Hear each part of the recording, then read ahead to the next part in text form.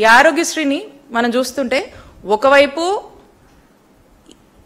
ప్రభుత్వం అందించాల్సినటువంటి బాధ్యత నుంచి తప్పుకొని వైద్య ఆరోగ్య రంగాన్ని పూర్తిగా కూడా నిర్వీర్యం చేస్తూ ఉన్నారు.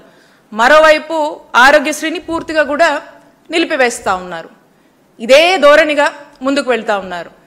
మనం చూసినట్టయితే జగన్మోహన్ రెడ్డి గారు ఆరోగ్యశ్రీని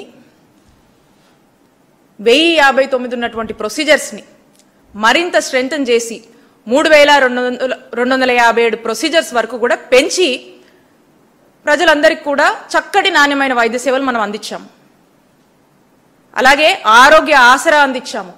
ఏదైనా ఒక రోగికి ఏదైనా ఇబ్బంది వచ్చి ఏదైనా సర్జరీ ఏదైనా అయితే పోస్ట్ సర్జరీ కింద ఆన్ అన్ యావరేజ్ పర్ డేకి 225 రూపీస్ నుంచి గరిష్టంగా మనం ఒక 5,000 వరకు కూడా డాక్టర్ సలహా మేరకు ఈ ఆరోగ్య ఆసరా అని చెప్పి మనం ఇవ్వడం జరిగింది. ఈరోజు అది లేదు.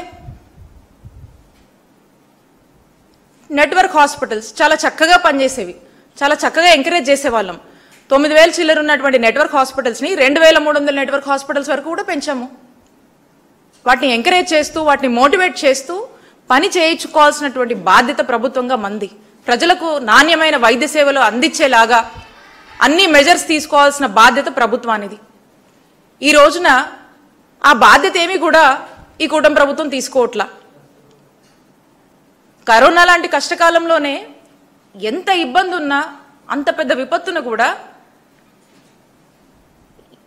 ఎంత అయినా కూడా ఏ కష్టమో నష్టమో బాధ్యతగా ప్రభుత్వం తీసుకొని ఎక్కడ కూడా ఇబ్బంది రాకుండా, రాష్ట్ర ప్రజలు ఇబ్బంది పడకుండా అటు ఆర్థికంగా కావచ్చు, ఫైనాన్షియల్గా కూడా వాళ్ళకు చేయూతను అందించడం కావచ్చు, చక్కటి వైద్య భద్రత ఆరోగ్య భద్రత ఇవ్వడం కావచ్చు, ఏదైనా కూడా ప్రభుత్వంగా మరి జగన్మోహన్ రెడ్డి గారు ఆ రోజు ఉన్నప్పుడు చక్కగా ఈ రాష్ట్ర ప్రజల్ని కాపాడుకున్నారు.